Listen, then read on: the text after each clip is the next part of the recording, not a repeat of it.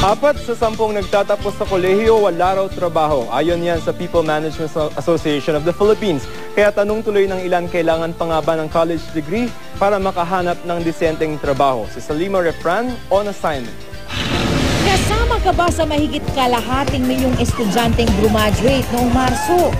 Kung oo ang sagot, ang susunod na tanong, may trabaho ka na ba?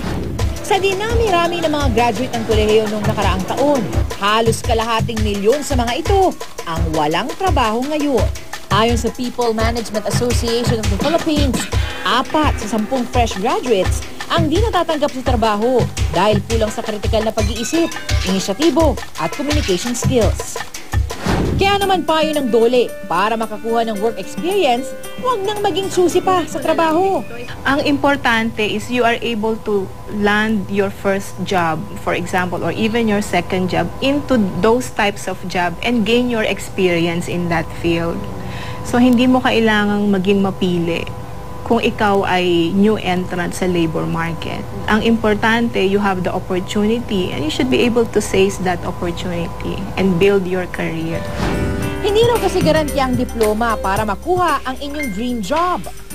Ang problema, ayon sa isang resourcing manager, talamak daw sa Pilipinas ang degree inflation o ang pagbibigay ng premium sa mga may tinapos sa kurso dahil na rin sa kinalakhan nating kultura. If we're gonna look at it culturally, Filipinos really value education, and a symbol of valuing education is for someone in your family to have a degree. Pero kung hanap mo ay trabaho sa panahon ng information and technology, mas mahalaga raw ang tinatawag na soft skills. Ito yung ability to communicate, ability to problem solve, ability to be ability to have a good work ethics. Si Irene, na isang high school graduate, dumaan daw sa butas ng karayom bago makahanap ng regular na trabaho. Pero ngayong isa na siyang sourcing specialist, napatunayan niyang di raw hadlang ang kawalan ng diploma para makapagtrabaho. Kung hindi ka graduate or kahit pag wala kang 2 years course na nakagraduate ka, hindi ka talaga makakahanap ng matinong trabaho. Masipag lang ako at matyaga. Pag merong mga bagay na alam na feeling ko hindi ko kaya, pipilitin ko yung sarili ko na matutunan yun para maabot ko siya. Mahalaga rin ang paghahasa ng kakaibang skills. Gaya na lang dito halimbawa sa TESDA.